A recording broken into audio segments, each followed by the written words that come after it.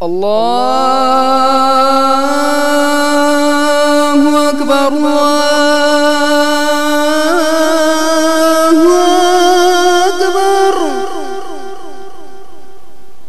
اللہ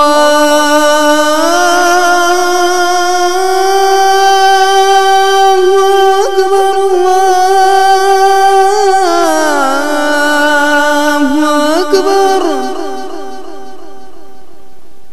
أشهد أن لا إله إلا الله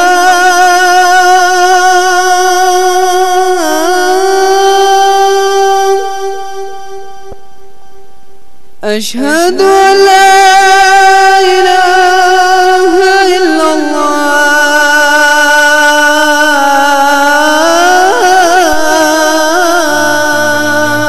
نحمده ونستعينه ونستغفره ونعوذ بالله من شرور أنفسنا ومن سيئات أعمالنا من يهده الله فلا مضل له ومن يضلل فلا هادي له وأشهد أن لا إله إلا الله وحده لا شريك له وأشهد أن محمدا عبده ورسوله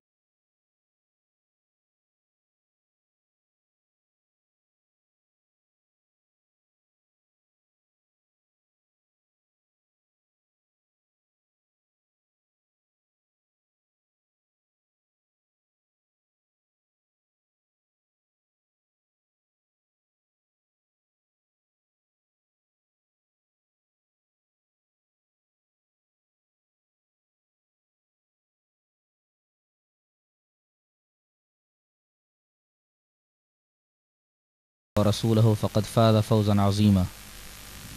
أما بعد، أعوذ بالله من الشيطان الرجيم. بسم الله الرحمن الرحيم.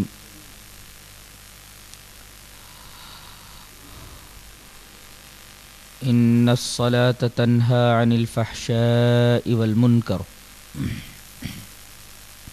حضرات علماء کرام، محترم بزرگوں، نوجوان بھائیوں، پیارے بچوں، پردہ نشین ماں اور بہنوں، جیسا کہ آپ کو معلوم ہے کہ آج کا موضوع بحث حقیقت صلاۃ.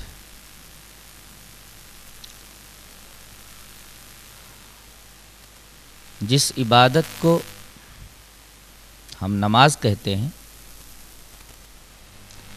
اس کو عربی زبان میں صلاۃ کہا جاتا ہے، اور جہاں تک میں سمجھتا ہوں اسے نماز نہ کہہ کر صلاۃ ہی کہا جائے. لیکن یہ لفظ اس قدر زبان زد خاص و عام ہے کہ آدمی کوشش کرنے کے باوجود بھی اس لفظ کو ترک نہیں کر پاتا، جبکہ مجوسیوں کی طریق عبادت کا نام نماز ہے. تو کوشش یہ کی جائے کہ اس عبادت کو صلاۃ ہی کہا جائے.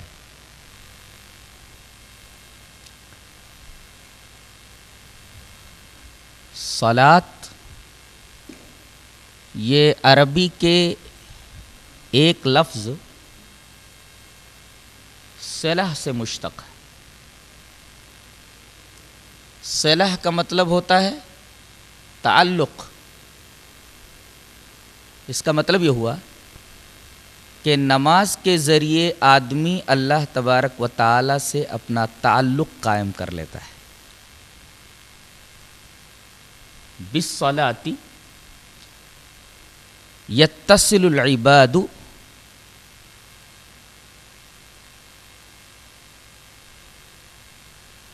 باللہ تبارک و تعالی.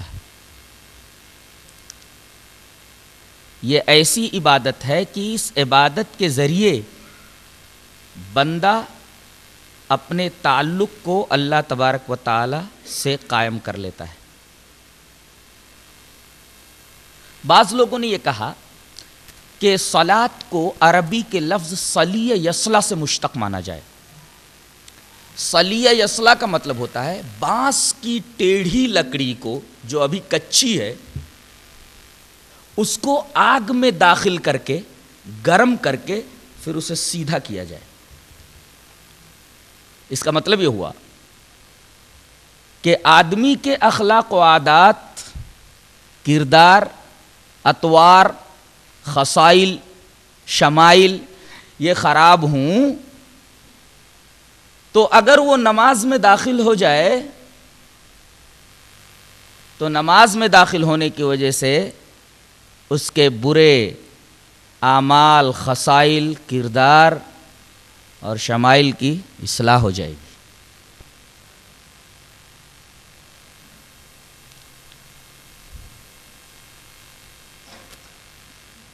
یہ تو تھی گفتگو لفظ صلاۃ کے مشتق بنوں پر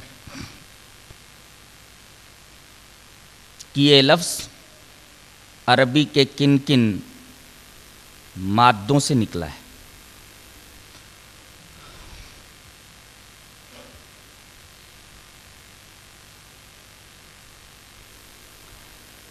نمازیں 5 وقتوں کی فرض ہیں جیسا کہ آپ کو معلوم ہے۔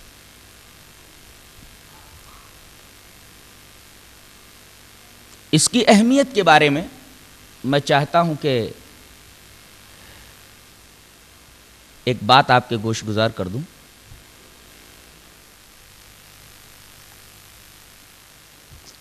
نبی کریم صلی اللہ علیہ وسلم جب مکہ سے ہجرت کر کے مدینہ تشریف لے گئے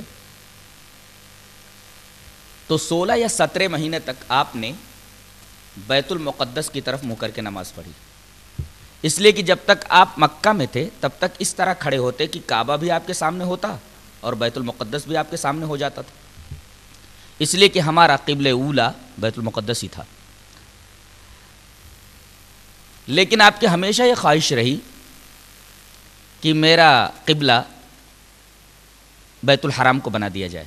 اللہ تبارک و تعالی نے آپ کی اس تمنا کو، اس آرزو کو شرف قبول بخشا اور ایک نماز ہی کی حالت میں حکم دے دیا کہ اپنے چہروں کو تم مسجد حرام کی طرف پھیر لو۔ اس طرح قبلہ بدل دیا گیا۔ منافقین کو شوشوں کی تلاش رہتی تھی، ایک شوشہ مل گیا۔ انہوں نے اس بات کو لے کر کے یہ پروپیگنڈا کرنا شروع کر دیا کہ اگر پہلا قبلہ صحیح نہیں تھا تو جو لوگ اس قبلے کی طرف منہ کر کے نماز پڑھتے ہوئے مر گئے ان کی نمازوں کا کیا ہوا؟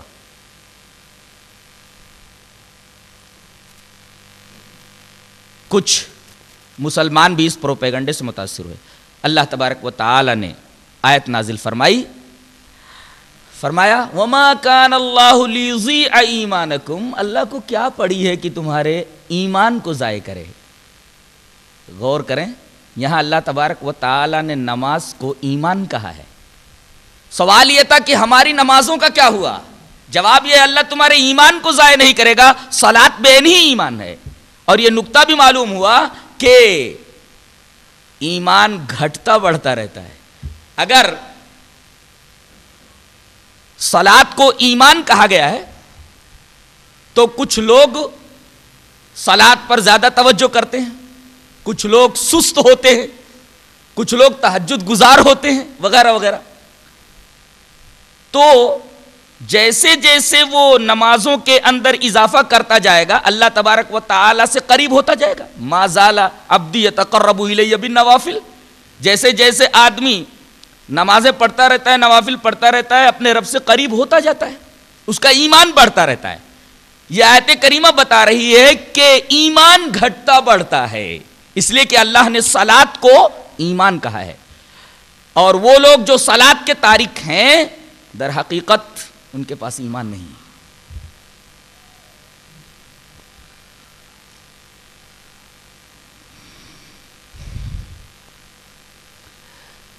آئیے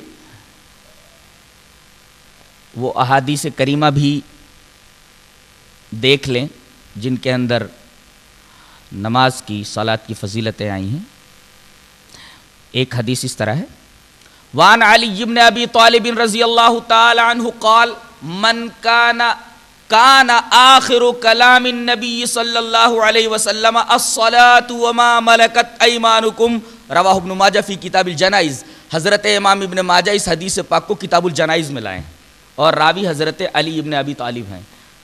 وہ فرماتے ہیں کہ نبی کریم صلی اللہ علیہ وسلم کا آخری کلام، آپ کی آخری بات یہ تھی الصلاۃ، نماز کا خاص خیال رکھنا، وما ملکت ایمانکم، اور ان لوگوں کا خاص خیال رکھنا جو تمہارے تحت ہیں۔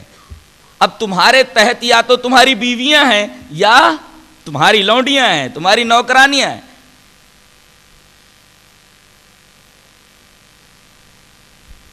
اس عموم کے اندر وہ تمام لوگ آ گئے جو انسان کے ماتحت ہوا کرتے ہیں، خاص طور سے انسان کی بیوی اور انسان کی لونڈی نوکرانی۔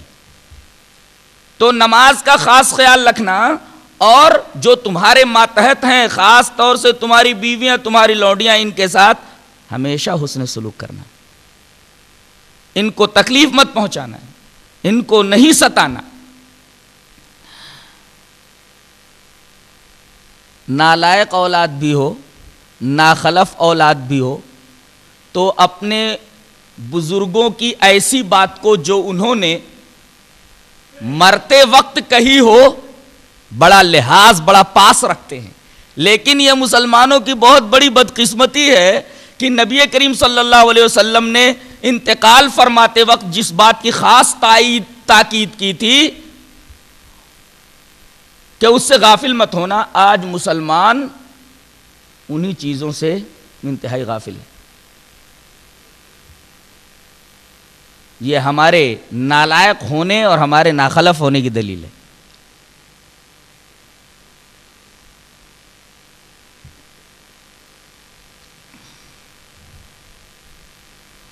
آئیے ایک اور حدیث صلاۃ کی فضیلت پر دیکھ لیں۔ حدیث اس طرح ہے، وعن ابی سفیان رضی اللہ تعالی عنہ قال سمعت جابرا یقول سمعت النبی صلی اللہ علیہ وسلم یقول ان بین الرجل و بین الشرک والکفر ترک الصلاۃ، رواہ مسلم فی کتاب الایمان۔ حضرت امام مسلم اس حدیث پاک کو ایسے کتاب الایمان میں لائے ہیں۔ حضرت جابر فرماتے ہیں کہ رسول اللہ صلی اللہ علیہ وسلم کو میں نے یہ فرماتے سنا کہ آدمی کے درمیان اور شرک اور کفر کے درمیان فرق کرنے والی چیز نماز ہے۔ مشرک نماز نہیں پڑھتا، کافر نماز نہیں پڑھتا۔ اب مسلمان بھی اگر نماز کو چھوڑ دے تو اس میں اور ایک کافر اور مشرک کے اندر کوئی فرق نہیں رہ جائے گا۔ کافروں اور مشرکوں اور مومنوں کے درمیان فصل کرنے والی چیز، امتیاز کرنے والی چیز صرف اور صرف نماز ہے۔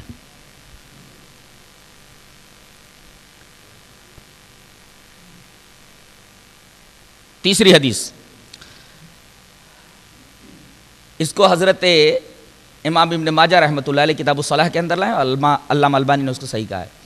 حدیث اس طرح ہے، وعن انس بن حکیم الضبی قال قال لی ابو ہریرہ رضی اللہ تعالی عنہ اذا اتیت اہل مصرک فاخبرهم انی سمعت رسول اللہ صلی اللہ علیہ وسلم یقول ان اول ما يحاسب به العبد المسلم يوم القيامة الصلاة المفروضة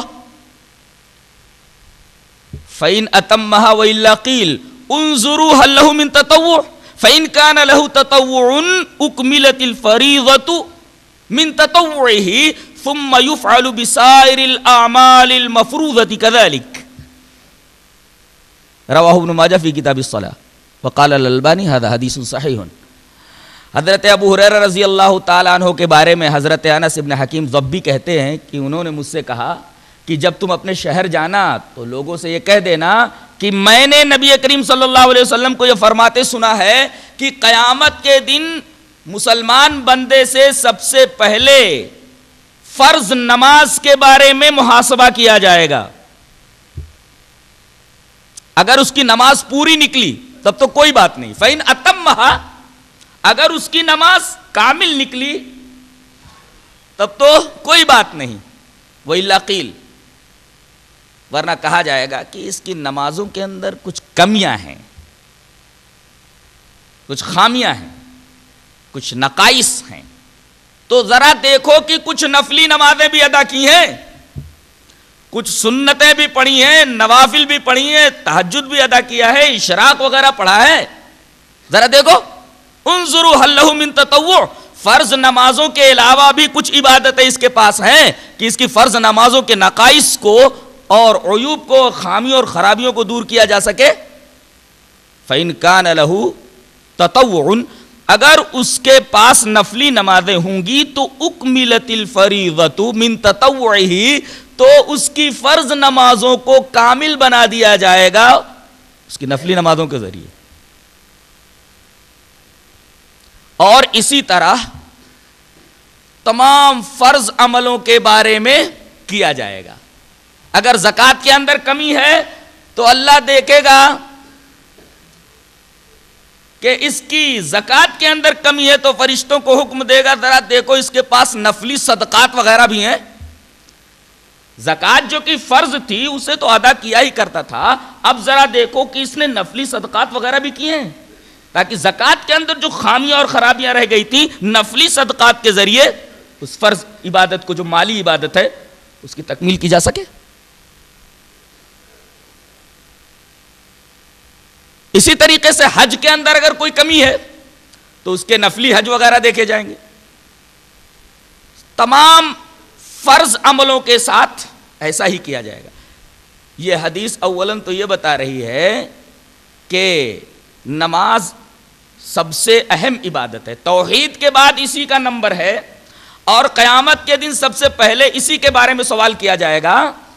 اور دوسرا مسئلہ یہ نکلا کہ فرض نمازوں کے علاوہ آدمی کو نفلی عبادتوں کی طرف بھی توجہ کرنی چاہیے، اس لیے کہ اگر فرض عبادتوں کے اندر کچھ خامیاں رہ گئیں، کچھ کمیاں رہ گئیں، تو نفلی عبادات کے ذریعے ان کمیوں کو اور ان نقائص کو پورا کیا جائے گا. یہاں ٹھہر کر ایک سوال کا جواب لے لیتے ہیں. ایک روایت کے اندر یہ آتا ہے کہ قیامت کے دن سب سے پہلے خون کے بارے میں، قتل کے بارے میں سوال کیا جائے گا، قتل کے بارے میں محاکمہ ہوگا، قتل کے بارے میں محاسبہ ہوگا. وہ روایت کہاں ہے؟ روایت اس طرح ہے. وعن عبداللہ رضی اللہ تعالی عنہ قال قال رسول اللہ صلی اللہ علیہ وسلم ان ما يحكم بین العباد یوم القیامت فی الدماء رواہ الترمذی فی کتاب الدیات. جہاں دیات کا بیان ہے وہاں حضرت امام ترمذی اس حدیث پاک کو لائیں. کتاب الدیات کے اندر یہ روایت حضرت عبداللہ ابن مسعود سے موجود ہے. حضرت عبداللہ ابن مسعود فرماتے ہیں کہ رسول اللہ صلی اللہ علیہ وسلم نے ارشاد فرمایا کہ قیامت کے دن سب سے پہلے بندوں کے درمیان جس چیز کے بارے میں فیصلہ اللہ تبارک و تعالیٰ فرمائے گا وہ فیصلہ خون کے بارے میں ہوگا. ایک حدیث بتا رہی ہے کہ نماز کے بارے میں سب سے پہلے محاسبہ ہوگا، اور یہ حدیث بتا رہی ہے کہ سب سے پہلے خون کے بارے میں فیصلہ ہوگا. بظاہر دونوں حدیثیں متعارض ہیں. جواب اس کا یہ ہے کہ عبادات کے معاملے میں سب سے پہلے نماز ہی کے بارے میں محاسبہ ہوگا، حقوق اللہ میں سب سے پہلے نماز کے بارے میں محاسبہ ہوگا، اور حقوق العباد کے تعلق سے سب سے پہلے خون کے بارے میں فیصلہ ہوگا. لہذا دونوں حدیثوں میں کوئی تعارض نہیں ہے.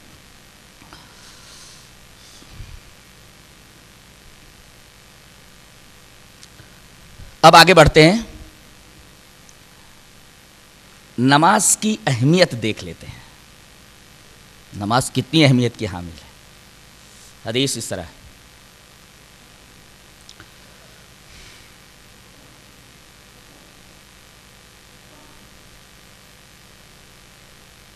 وعن انس رضی اللہ تعالی عنہ انہ سمع ابا ہریرہ رضی اللہ تعالی عنہ یقول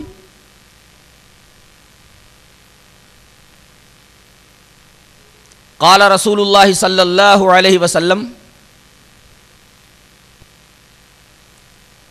لو ان نہرا بباب احدکم یغتسل فیہ کل یوم خمسا ما تقول ذلك يبقي من درنی قالوا لا يبقي من درنه شيئا قال فذلك مثل الصلوات الخمس التي يمحو الله به الخطايا رواہ البخاری فی کتاب الصلاۃ فی باب مواقیت الصلاۃ. حضرت امام بخاری حدیث پاک کو کتاب الصلاۃ جہاں وقتوں کا بیان ہے نمازوں کے وہاں اس کو لائیں.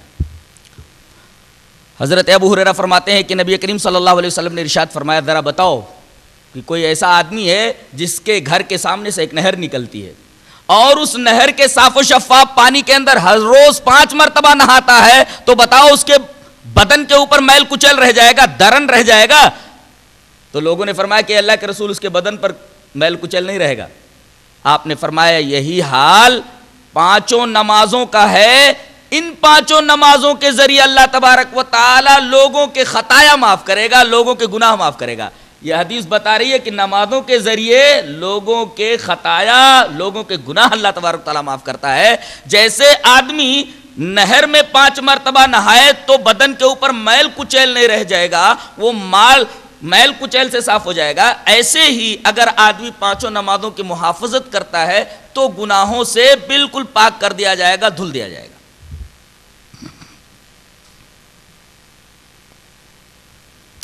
لیکن اس کے لیے ایک شرط ہے, نماز اسی طریقے سے ادا کرنا ہے جیسے نبی کریم صلی اللہ علیہ وسلم نے پڑھی ہے, ادا کی ہے. دلیل ملاحظہ. ان ابی قلابۃ حدثنا ابو سلیمان مالک بن الحویرث قال, یہ سند ہے حدیث کی. ان ابی قلابۃ حدثنا ابو سلیمان مالک بن الحویرث رضی اللہ تعالی عنہ قال قال لنا رسول اللہ صلی اللہ علیہ وسلم صلوا كما رأيتموني اصلي فاذا حضرت الصلاة فليؤذن لكم احدكم وليؤمكم اکبركم. رواہ البیہقی فی السنن الکبریٰ. حضرت امام بیہقی اس حدیث پاک کو سنن الکبریٰ میں لائے ہیں. یہ سنن الکبریٰ کے الفاظ ہیں اور پوری حدیث ریفر کر دی گئی ہے. حضرت ابو قلابہ سے روایت ہے, وہ کہتے ہیں کہ ہم سے حدیث بیان کیا ابو سلیمان نے. ابو سلیمان کہتے ہیں کہ مالک ابن حویرث جو صحابی ہیں, یہ وہی صحابی ہیں جو رفع الیدین کی روایت کرتے ہیں. مالک ابن حویرث یہ کبھی مان لائے؟ سن 9 ہجری کے اندر ہی مان لائے, اور نبی کریم صلی اللہ علیہ وسلم کا 1 سال کے بعد انتقال ہو گیا. تو یہ راوی جو رفع الیدین کی روایت سن 9 ہجری کے اندر کرتا ہے, رفع الیدین منسوخ کب ہوا؟ کسی دھوکہ دڑی پھیلی ہوئی ہے. جب کچھ سمجھ میں نہیں آتا تو کہتے ہیں یہ چیز منسوخ ہے. بھئی نسخ کے لیے بھی دلیل ہونی چاہیے.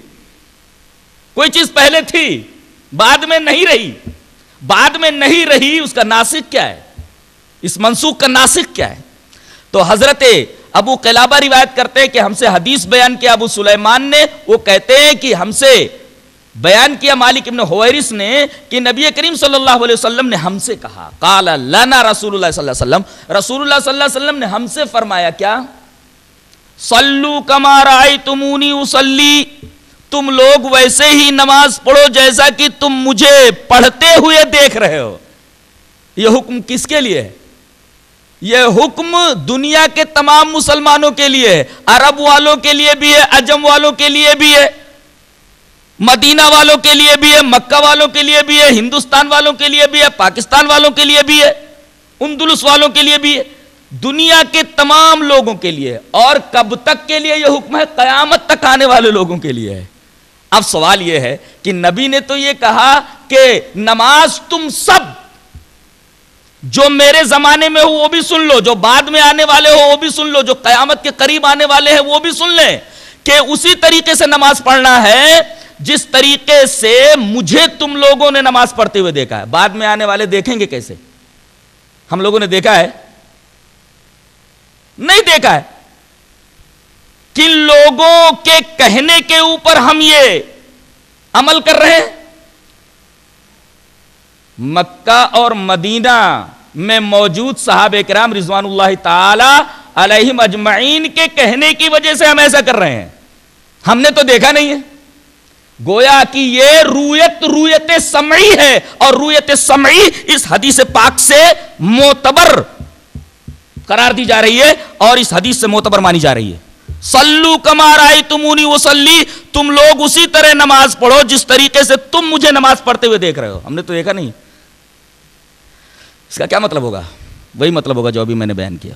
اور آگے نبی کریم صلی اللہ علیہ وسلم نے ارشاد فرمایا, جب نماز کا وقت آ جائے, فَإِذَا حَضَرَتِ الصَّلَاةُ, نماز کا جب وقت آ جائے تو تم میں سے ایک آدمی اذان دے, اور تم میں جو بڑا ہو وہ امامت کرے. اس میں ترتیب ہے. حنفیہ نے تو بہت لمبی فہرست بنائی ہے.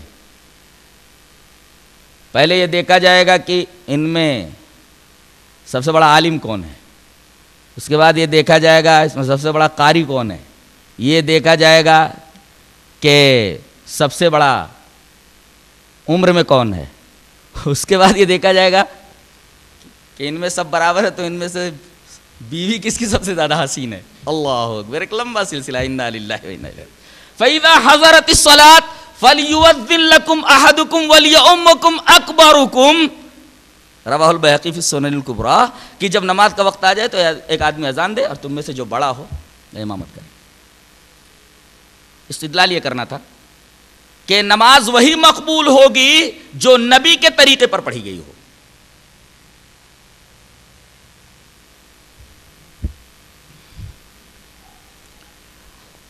اگر نبی کے طریقے پر نماز نہیں پڑھی گئی ہے تو ہم تو یہ نہیں کہہ سکتے کہ بھئی وہ نماز ہوئی کہ نہیں ہوئی، لیکن اتنا کہیں گے کہ یہ نماز خلاف سنت ہوئی ہے۔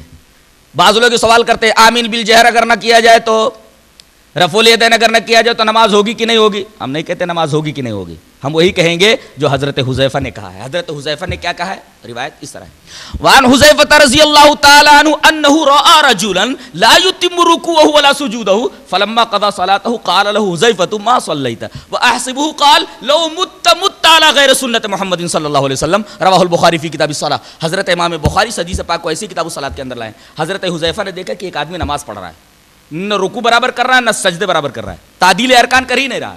ہمارے ہاں تعدیل ارکان نماز کے لیے شرط ہے، اگر تعدیل ارکان نہ پایا جائے تو اذا فات الشرط فات المشروط، اگر شرط نہیں ہے تو مشروط بھی نہیں، نماز نہیں ہوگی۔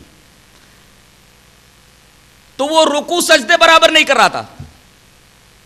جب نماز ختم کر چکا تو حضرت حذیفہ نے اسے بلایا، کہا کہ کیا کر رہے تھے؟ نماز پڑھ رہا تھا۔ بولے ایسی نماز تو نے نماز نہیں پڑھی؟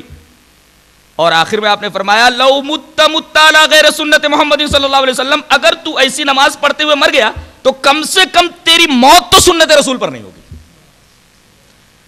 یہ روایت بخاری میں اتنی ہی ہے، لیکن مسند احمد میں قدر تفصیل ہے۔ مسند احمد میں یہ ہے کہ حضرت حذیفہ نے اس آدمی سے پوچھا یہ نماز کتنے سالوں سے تو پڑھ رہا ہے؟ اس آدمی نے کہا اس طریقے کی نماز میں 40 برسوں سے پڑھ رہا ہوں۔ حضرت حذیفہ نے فرمایا 40 سال سے تو نے نماز نہیں پڑھی۔ تو نماز اگر نبی کریم صلی اللہ علیہ وسلم کے طریقے پر نہیں ہے تو وہ نماز خلاف سنت ہے، سمجھو ہوئی ہی نہیں۔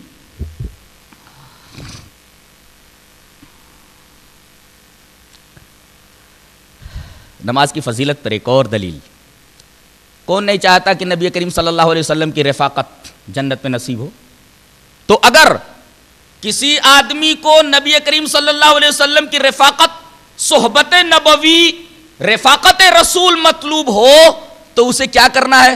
روایت دیکھیے، مار ربیعۃ بن کعب الاسلمی رضی اللہ تعالی عنہ قال كنت ابیت مع النبی صلی اللہ علیہ وسلم فآتیہ بوضوئہ وبحاجتہ فقال صلنی قلت فإنی اسألک مرافقتک فی الجنہ فقال وغیر ذلک قلت هو ذاک قال فأعنی علی نفسک بکثرۃ السجود، رواہ مسلم فی کتاب الوضوء۔ حضرت امام مسلم اس حدیث پاک کو ایسے کتاب الوضوء کے اندر لائے۔ حضرت ربیعہ ابن کعب اسلمی فرماتے ہیں کہ میں نبی کریم صلی اللہ علیہ وسلم کے ساتھ سوتا تھا، اور جب آپ کو وضو کی ضرورت پڑتی تو میں پانی لا کر دے دیتا، آپ حاجت کے لیے جانا چاہتے پیشاب پاخانے کے لیے تو میں پانی لے کر کے آپ کے ساتھ چلتا اور آپ مجھ سے پانی لے لیتے اور آگے بڑھ جاتے تھے۔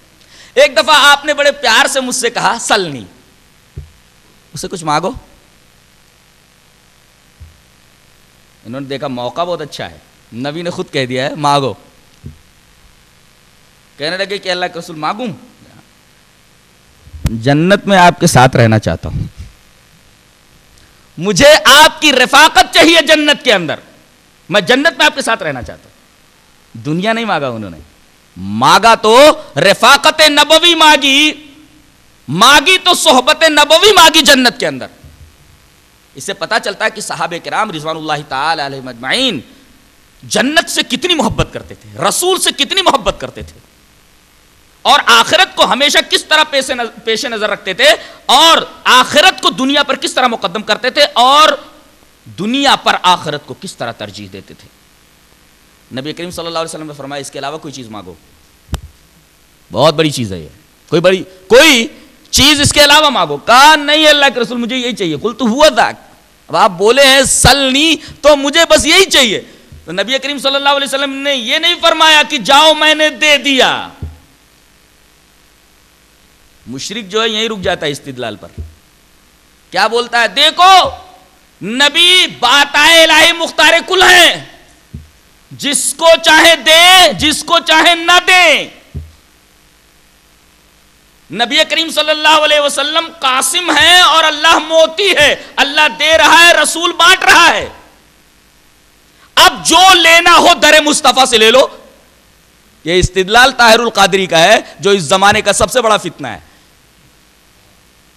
اب بتائیے، انما انا قاسم واللہ یعطی، جیسا کہ میں اس کا جواب ایک دوسرے موقع کے اوپر دوں گا، ایک دوسرے ٹاپک کے اوپر بحث کرتے ہوئے، کہ جہاں یہ حدیث آئی ہے وہاں مال غنیمت کا بیان ہے۔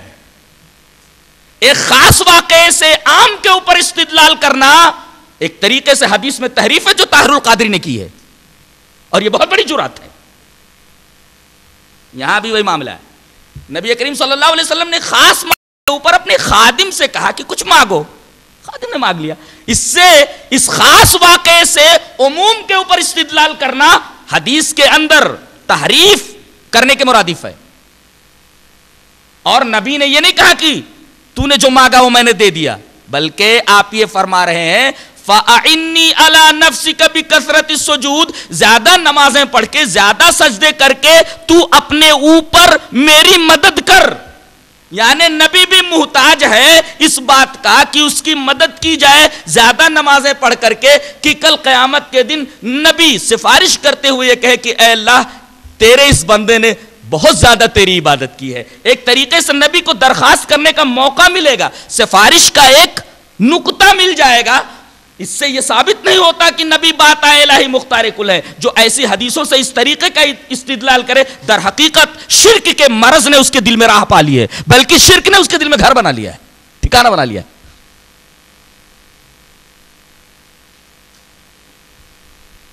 استدلال یہ کرنا ہے کہ جنت میں اگر رفاقت نبوی چاہیے، صحبت نبوی چاہیے، تو زیادہ سے زیادہ آدمی نمازیں پڑھے۔ آگے بڑھتے ہیں۔ ایک ہے وہ آدمی جو نماز کا سرے سے انکار کر دیتا ہے کہ شریعت میں نماز کا کوئی تصور نہیں ہے، ایسا آدمی کافر ہے۔ اگر اس کا یہ اعتقاد ہو کہ اسلام میں نماز کا کوئی ویلو نہیں ہے، کوئی اہمیت نہیں، تو ایسا آدمی کافر ہے۔ یا نماز کو مانتا ہے لیکن نماز کی تعویل کرتا ہے کہ نماز جو ہے 5 اوقات جو ایک مخصوص طریقے سے پڑھی جاتی ہے، یہ نماز کا مفہوم نہیں ہے، بلکہ نماز کا مطلب ہے لوگوں کی فلاح و بہبود۔ نماز کا مطلب ہی دوسرا بتاتا ہے، ایسا آدمی بھی کافر ہے۔ تو جو شخص دل سے نماز کی فرضیت کا انکار کر دے وہ بھی کافر، نماز کے لفظ کو مانتا ہے مگر اس کی تعویل کرتا ہے، ایسا مؤول بھی کافر ہے۔ تیسرا شخص وہ ہے جو نماز کو فرض مانتا ہے لیکن نماز کا تارک ہے،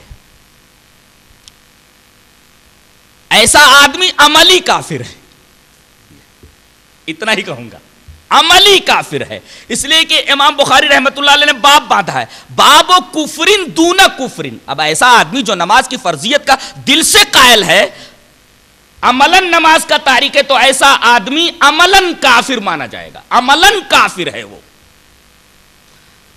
چوتھا آدمی وہ ہے جو نماز پڑھتا تو ہے مگر نماز میں ساہی ہے، جسے قرآن میں ساہون کہا گیا ہے، سستی کرتا ہے، غفلت کرتا ہے، جلدی جلدی نمازیں پڑھ لیتا ہے، تو ایسا آدمی منافق ہے۔ اور ایسے آدمی کے لیے ویل کی خوشخبری سنائی گئی۔ اور ایک آدمی ہے جو نماز دکھاوے کے لیے پڑھتا ہے، ایسا آدمی بھی منافق ہے، یراؤن الناس، ایسا آدمی بھی منافق ہے۔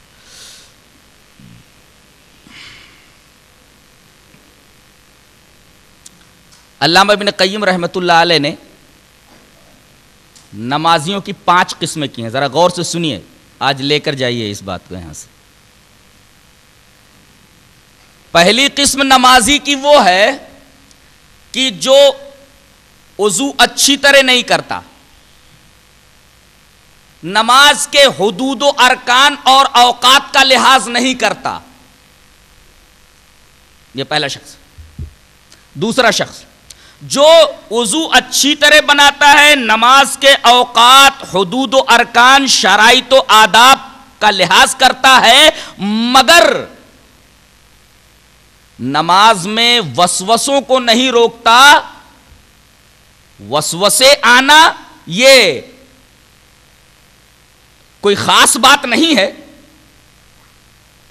آدمی کے مومن ہونے کی دلیل ہے، لیکن وسوسے جب آئیں تو نماز میں وسوسوں کو جھٹکنے کی کوشش کرے، پوری نماز کو وسوسوں کی نظر نہ کر دے۔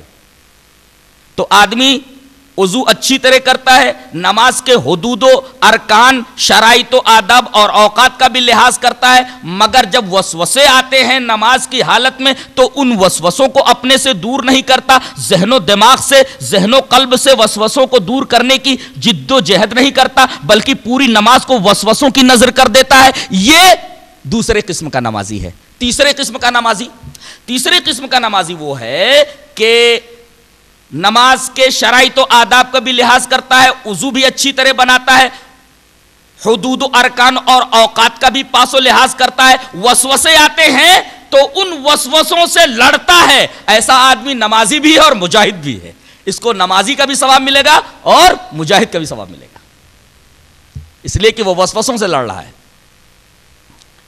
چوتھی قسم، وضو اچھی طرح کرتا ہے، نماز کے شرائط و آداب کا بھی لحاظ کرتا ہے، حدود و ارکان اور اوقات کا بھی پاس کرتا ہے، اور وسوسوں کو پاس پھٹکنے نہیں دیتا، وسوسے اسے آتے ہی نہیں، اور نماز میں اس طرح اپنے آپ کو غرق کر لیتا ہے کہ اس کا یہ تصور ہوتا کہ اللہ اسے دیکھ رہا ہے۔ غور کیا جائے، اللہ اسے دیکھ رہا ہے۔ یہ چوتھی قسم ہے نمازی کی۔ پانچویں قسم، وضو اچھی طرح کرتا ہے، شرائط و آداب کو بھی پوری طرح برتتا ہے، حدود و ارکان اور اوقات کی بھی حفاظت کرتا ہے، وسوسوں کو اپنے پاس پھٹکنے بھی نہیں دیتا، اور نماز میں استغراق کی ایک کیفیت ہوتی ہے کہ اپنا دل اٹھا کر بارگاہ الہی میں رکھ دیتا ہے اور اپنے قلب کی آنکھ سے اللہ کا مشاہدہ کرتا ہے، جو حدیث جبرائیل میں آیا ہے کہ تصور یہ ہو کہ گویا تمہیں اللہ دیکھ رہا ہے، مگر تصور یہ ہو کہ تم اللہ کو دیکھ رہے ہو۔ یہ پانچویں قسم نمازی کی ہے۔ یہ پانچوں قسموں کے نمازی آپ کے سامنے ہیں۔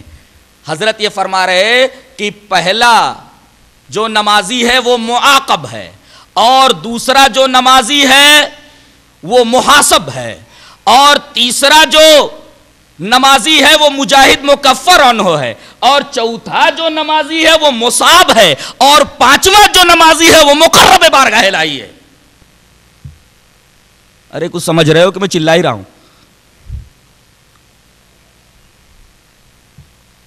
اردو ہارڈ ہو گئی ہے ذرا سی، نہیں؟ معاقب، سزا دیا جائے گا اس کو کہ اس نے وضو پورے کیوں نہیں کیے، حدود و ارکان و شرائط کا پاس و آداب کیوں نہیں کیا، معاقب، سزا دیا جائے گا اس کو۔ اور دوسرا جو وسوسوں کو اپنے پاس سے نہیں ہٹاتا وہ آدمی محاسب ہے، قیامت کے دن اس سے حساب لیا جائے گا کہ تو نے وسوسے کیوں نہیں ہٹائے۔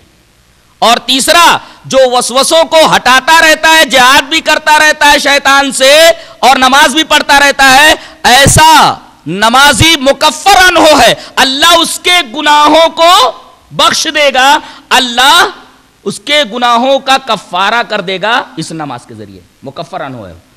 اور چوتھے قسم کا نمازی جو ایسا ہو کہ اللہ اسے دیکھ رہا ہو، ایسی کیفیت بنتی ہو، تو وہ مصاب ہے۔ مصاب کا مطلب یہ کہ اس کے گناہوں کا کفارہ ہونے کے ساتھ ساتھ اسے اور اجر دیا جائے گا۔ اور آخری جو نمازی ہے وہ مقرب بارگاہ الہی ہے، اللہ تبارک و تعالیٰ کا بالکل قریبی ہے۔ اور یہی بات سورہ علق کے اندر اللہ تبارک و تعالیٰ نے ارشاد فرمایا کہ اگر تمہیں مجھ سے قریب ہونا ہے تو اس کی ایک ہی شکل ہے وَاسْجُدْ وَاقْتَرِب، سجدہ کر اور مجھ سے قریب ہو جا۔ یہاں سجدہ بول کر کے، جز بول کر کے کل مراد لیا گیا، منطق میں جز بول کر کے کل بھی مراد لیا جاتا ہے، تو یہاں سجدہ بول کر کے پوری نماز مراد لی گئی ہے کہ تو سجدہ کر، اور چونکہ پوری نماز کا جزو اعظم سجدہ ہے، قیام میں ہے تو بس اللہ تبارک و تعالیٰ کے حضور کھڑا ہو گیا، یہ ذلت کی ابتدا ہے، رکوع میں گیا، یہ ذلت کا دوسرا نمبر ہے، اور جب سجدے میں چلا گیا تو اب ذلت کی انتہا ہو گئی، پستی کی انتہا ہو گئی، عبودیت کی انتہا ہو گئی، اور جب بندہ عبودیت کی انتہا کر دیتا ہے، تواضع اور انکسار کی انتہا کر دیتا ہے تو اللہ سے بہت قریب پہنچ جاتا ہے۔ لہذا سجدہ یہ ذلت کی انتہا ہے، لہذا یہ قربت کی بھی انتہا ہے، اللہ تبارک و تعالیٰ کے بہت زیادہ قریب پہنچ جاتا ہے سجدے کے۔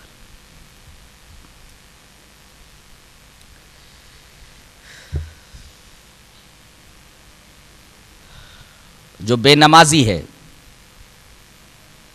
کل قیامت کے دن اس کی سزا کیا ہے بیان کیا گیا کہ جنت اور جہنم کے درمیان سے حجابات اٹھا لیے جائیں گے، جنتی جہنمیوں کو دیکھیں گے، جہنمی جنتیوں کو دیکھیں گے۔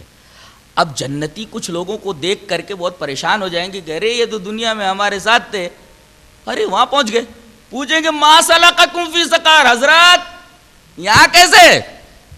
دنیا میں تو بڑی بڑی باتیں کرتے تھے مجلسوں میں، محفلوں میں، حضرت یہاں دکھ رہے ہیں آپ، وجہ کیا ہے؟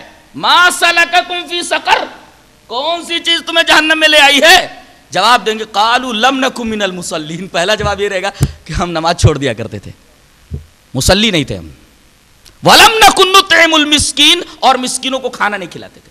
تو پہلا جواب جو ان کا یہ ہوگا جنتیوں کے سوال پر کہ تم لوگ جہنم میں کیسے آئے، تو جواب ان کا یہ ہوگا، پہلا جملہ یہ ہوگا قالوا لم نکن من المصلین، ہم نمازی نہیں تھے، مصلین میں سے نہیں تھے۔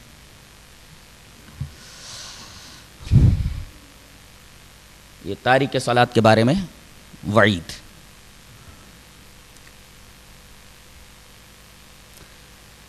صلاۃ کے فوائد کیا ہیں، یہ آخری پوائنٹ ہے، اس پر ہم بحث کریں گے۔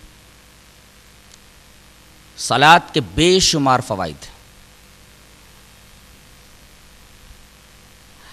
ایک فائدہ ہے اس کا سماجی، کیونکہ سماجی اور معاشرتی فائدہ نماز سے اس طرح حاصل ہوتا ہے کہ محلے کے تمام لوگ ایک مسجد کے اندر آتے ہیں، ان میں اتفاق و اتحاد، باہمی محبت، نصر، معونت، مدد، یہ تمام چیزیں وجود میں آتی ہیں، اتفاق و اتحاد پیدا ہوتا ہے، یہ نماز کا سماجی اور معاشرتی فائدہ ہے۔ اتفاق و اتحاد نماز کی وجہ سے پیدا ہوتا ہے، یہ نماز کا معاشرتی اور سماجی فائدہ ہے۔ دوسرا فائدہ معاشرتی اور سماجی یہ ہے کہ اس میں چھوٹا بڑا غریب اور امیر نہیں دیکھا جاتا،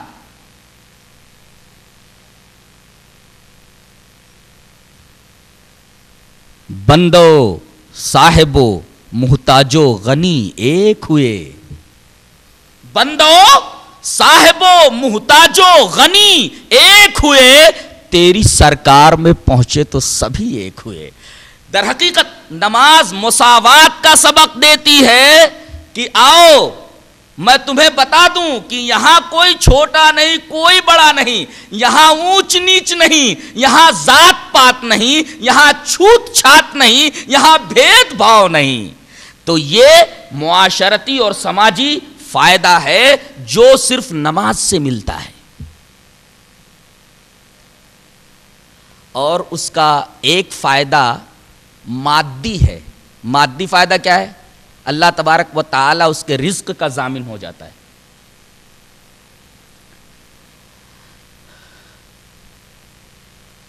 روزی، پیٹ، یہ دنیا کا، انسانی زندگی کا برننگ ٹاپک ہے، سلگتا ہوا مسئلہ ہے۔ پیٹ کا مسئلہ کیسے حل کیا جائے؟ اور سچ مچ یہ انسانی زندگی کا سب سے سلگتا ہوا مسئلہ ہے۔ برننگ ٹاپک ہے. شمسی مینائی کو میں نے ایک مشاعرے میں سنا تھا, بہت بڑا شاعر ہے, بولتا ہے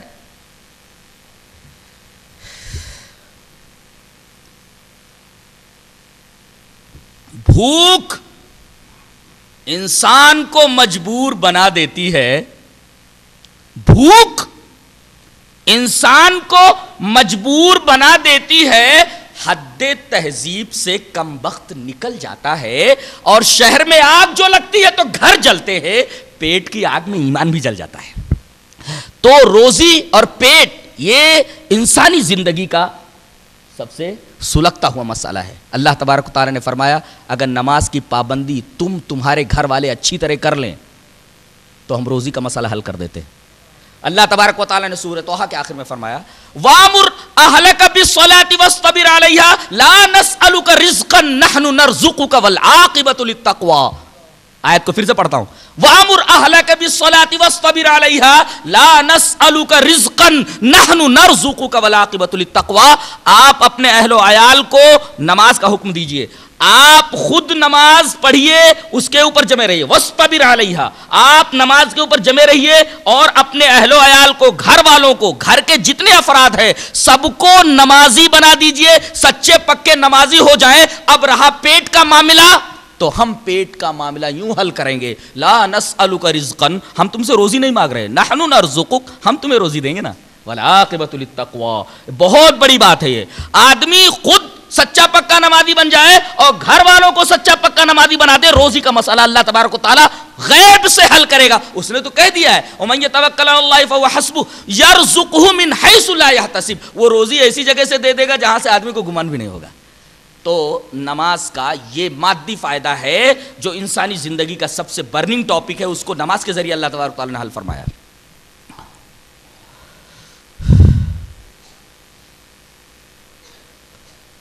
نماز کا ایک فائدہ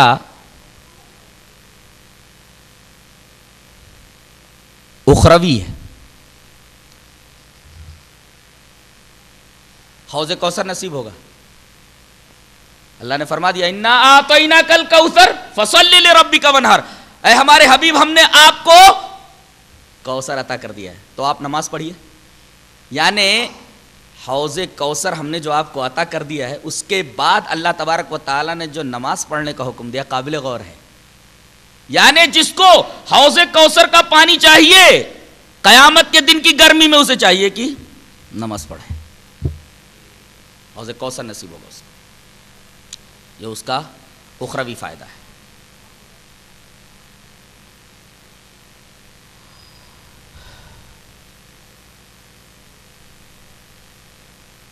اس کا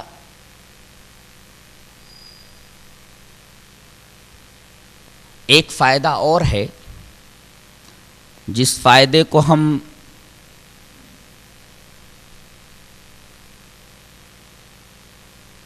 دینی فائدہ کہہ سکتے ہیں, روحانی فائدہ کہہ سکتے ہیں. وہ بتایا گیا ان الصلاۃ تنہی عن الفحشاء والمنکر, بے شک نماز فحشا سے اور منکر سے روک دیتی ہے. یہ دونوں الفاظ قابل غور ہیں. در حقیقت ان دونوں الفاظ میں اخلاقی مفاسد کے سارے پہلو سمٹ کر آ گئے. ان دونوں لفظوں میں اخلاقی مفاسد کے سارے پہلو سمٹ کر آ گئے ہیں. اس لیے کہ فحشا کا لفظ عربی میں بولا جاتا ہے ایسے گناہ کو, ایسے عمل کو, ایسے فعل کو جو شہوانی جذبات کی بے اعتدالی سے وجود میں آئے. آدمی کے شہوانی جذبات جب غیر معتدل ہو جائیں تو آدمی زنا کا مرتکب ہو جاتا ہے. تو شہوانی جذبات کی بے اعتدالی سے جو عمل ظہور میں آتا ہے وہ فحشا کہلاتا ہے, اور رفتہ رفتہ یہ چیز پورے معاشرے کو اپنی لپیٹ میں لے لیتی ہے اور معاشرے کا ہر فرد بے حیا بن جاتا ہے. اللہ تبارک و تعالیٰ نے پچھلی قوموں میں قوم لوط کے ذکر میں اس لفظ کو استعمال فرمایا ہے. وَلُوطًا إِذْ قَالَ لِقَوْمِهِ إِنَّكُمْ لَتَأْتُونَ الْفَاحِشَةَ مَا سَبَقَكُمْ بِهَا مِنْ أَحَدٍ مِنَ الْعَالَمِينَ. اور لوط نے اپنی قوم سے کہا کہ تم لوگ فحشہ کا ارتکاب کرتے ہو, ارے یہ کام تو پچھلے کسی بھی آدمی نے کبھی نہیں کیا, تم سے پہلے کسی نے بھی نہیں کیا. تم تو نیا کام کر رہے ہو، تم ما سبقکم بہا من احد من العالمین. تو ان کے اس فعل کو اور شہوانی جذبات کی بے اعتدالی اتنی بڑھ گئی تھی کہ عورتوں کو چھوڑ کر مردوں کے پاس جاتے تھے. یہ بے اعتدالی ہے، ڈس بیلنسنگ ہے. شہوانی جذبات کی بے اعتدالی سے جو چیز ظہور میں آئے وہ فحاشی، اس کو فحشہ کہتے ہیں. آج جو فن اور آرٹ کے نام پہ معاشرے کے اندر فحاشی پھیل رہی ہے، اس کا نوجوانوں کے دماغ پر جو برا اثر پڑ رہا ہے، اس کو کون نہیں محسوس کر رہا ہے؟ فلمیں ہیں مخرب اخلاق، لٹریچر ہیں مخرب اخلاق، جو ہے جنسی تصاویر ہیں، ان کو دیکھ کر کے آدمی کا ذہن تو متاثر ہوگا ہی، اس لیے کہ انسان فرشتہ نہیں ہے. فلمیں دیکھتا ہے، اس کی سٹوری بیان کرتا. ہاں، اس سٹوری پہ ایک حدیث یاد آئی. الادب المفرد کے اندر حضرت امام بخاری رحمۃ اللہ علیہ ایک حدیث لائے ہیں، نبی کریم صلی اللہ علیہ وسلم کے الفاظ یہ ہیں: من سمع بفاحشۃ، وہ لفظ فاحشہ کے اوپر وہ حدیث یاد آئی، ادب المفرد کی ہے، امام بخاری کی جو کتاب ہے. من سمع بفاحشۃ فافشاہا، جس نے کوئی فحش چیز سنی، فلم دیکھی، گانے سنے، فافشاہا، لگا گانے سنانے، لگا اسٹوری بیان کرنے، فہو کالذی ابدعہا، تو سمجھو وہ بنانے والا ہے، وہ کرنے والا ہے. اور اللہ تبارک و تعالی نے اس فعل کے اوپر دنیا میں بھی اور آخرت میں بھی عذاب علیم کی خبر دی ہے. اللہ نے یوں فرمایا سورہ نور کے اندر: ان الذین یحبون ان تشیع الفاحشۃ فی الذین آمنوا لہم عذاب علیم فی الدنیا وفی الآخرہ. جو لوگ معاشرے کے اندر، ایمانی معاشرے کے اندر، ایمان والوں میں فحاشی پھیلا رہے ہیں، ٹیلی ویژن کے ذریعے یا جو ہے ویڈیو کے ذریعے یا فلموں کے ذریعے یہ فحشہ پھیلا رہے ہیں، ایسے لوگ متنبہ ہو جائیں کہ ان کے لیے دنیا میں بھی عذاب علیم ہے. لہم عذاب علیم فی الدنیا، آپ دیکھ لیجئے، دنیا میں بھی ان کے اوپر عذاب ہے، عذاب علیم ہے، اور آخرت میں تو ہے ان کے اوپر.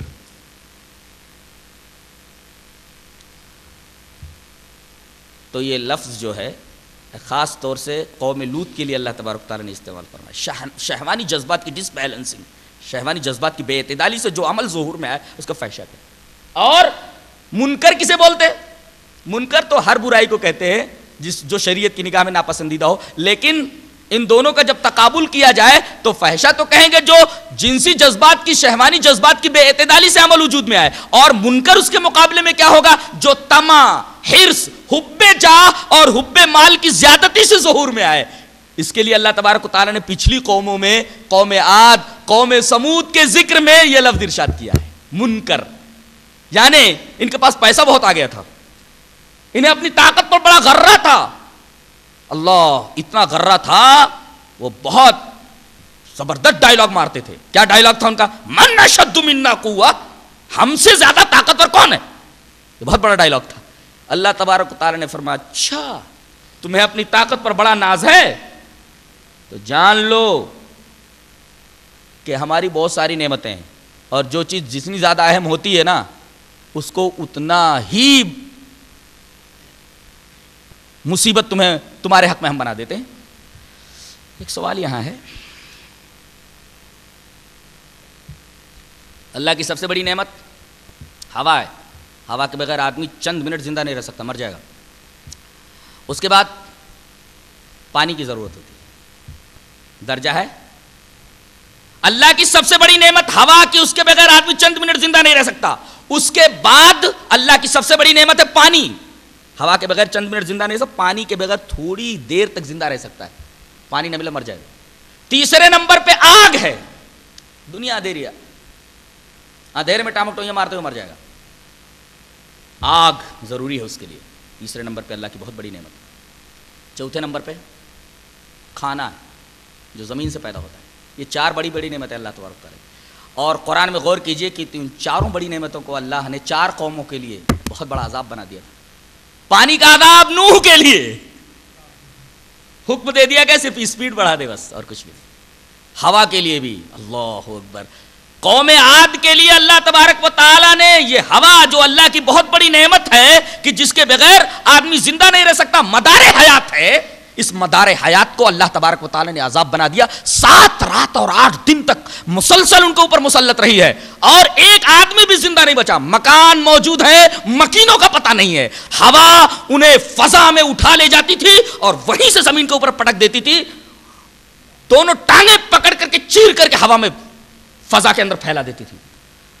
جب ایک آدمی بھی زندہ نہیں بچا تو بڑی شان سے فرمایا گیا فہل تری لہم من باقیہ, کسی کو باقی دیکھتے ہو؟ کیا عظمت ہے اللہ تبارک و تعالیٰ کی, سبحان اللہ عما یصفون, یہ عظمت ہے اللہ, کتنی شان ہے, کیا بے نیازی ہے, کیا بات ہے, بڑی شان سے فرمایا گیا فہل تری لہم من باقیہ, کوئی باقی بچا؟